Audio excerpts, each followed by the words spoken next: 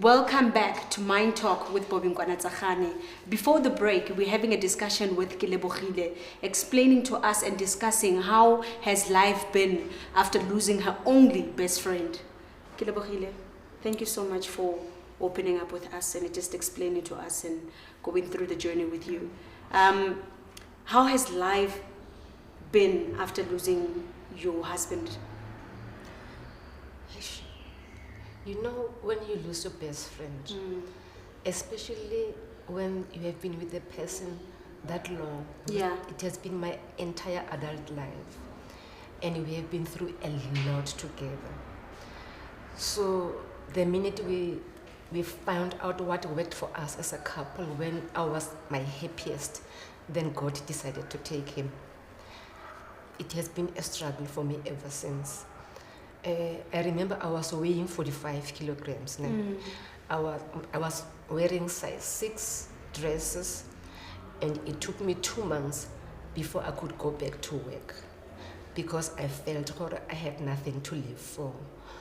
Because you know, when you experience a profound loss, you know, pain and loss, they alter your behavior. Yeah.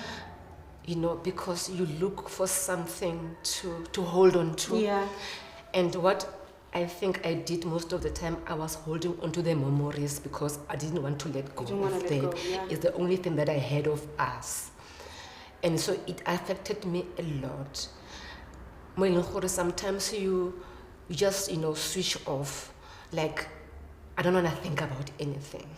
You forget you have family, you forget you have children. Yeah. You even want to give up on yourself, you know. So I remember when I went back to work, people were running away from me because how I looked. I wasn't taking a bath to work because I didn't care how I looked, because nothing mattered. Until my niece moved in with me for 2 months. She's trying to make me try, you know, to live again. Yeah. But it was not easy. And then when you get to a space where people don't understand why your life has changed or why you are behaving in a certain way, it's painful because it's not like how you are doing that on your own, you know. And then on purpose. Yeah, on purpose. I remember when at work, this other girl said to me, Oskile, you know what? It hurt me when somebody said behind your back, it has been a year already, and you're healing now.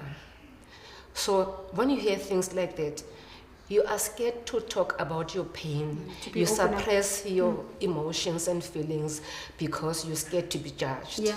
You know. So I kept things to myself until I started doing therapy.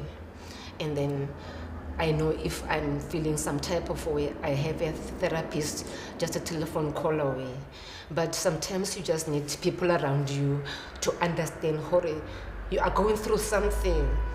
If you don't understand my pain, at least just be empathetic. Yeah. You know, just be there and listen, don't say anything. That's it. Yeah. So most people, when they close off, is for that reason, we are being judged.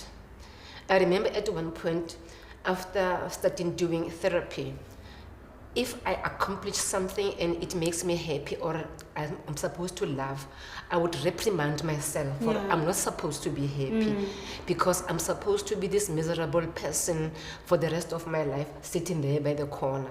Is it because you know what happens whenever you lose somebody that was important to you? We tend to have this regrets where you feel like if you're happy, you feel guilty. Why do I have to be happy when that person is not here? Why do I have to move on if that person is not here? So that was exactly what that was exactly that, you know, coupled with people saying stuff. Moving on at the same time is like, I'm scared if I move on. Like moving on, like I want to do other things. Like I'm going to forget he has been here. Yeah. Like I'm holding on to these things that I don't want to move forward. I owe him something. Yeah. I want to stay here. Yeah. And at the same time, I want to stay here at one spot to impress society. Yeah. Because society is judgmental. They're judging you. Whatever you do, you are being judged. When you smile, you have healed quickly. When you cry, you take long to heal. And at the same time, the emphasis is always on resilience. And you must be strong at the same time. But that affects your healing journey, because now you forget about taking the journey to get to where you are supposed to. And expressing your feelings and allowing your feelings to. You are rushing to happen. To get there so that you impress them. I've healed. At that time, you haven't. You know, it takes you back. When you think you have made 100 strides, it takes you back when it hits you again, when you're alone. And with you, it's difficult because now you're pulling both ways. Yes. Now you don't want to disappoint your husband. You also don't want to disappoint the people. So now you don't want to be happy because you feel guilty. And you want to move on because now people are judging you. When are you moving? When are you healing? Yeah. When you're healing, at the same time, she has healed so fast. It has only been 3 years. And how is your children dealing with that? Seeing the person you love, breaking down, having these feelings, trying to move on, but there's something that keeps on holding her back. I can imagine what your children are going through.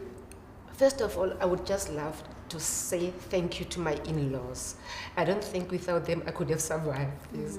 Because if you have their support, it's like you're having him with you. And really they gave me their support. They have been there with me. With my family, I know for sure they're going to support me one way or the other.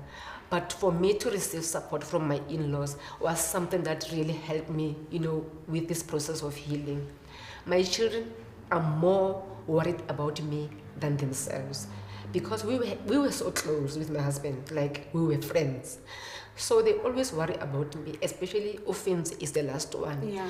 He's the one who always see me break down, and then he's the one who has been taking me to hospital for the past 3 years.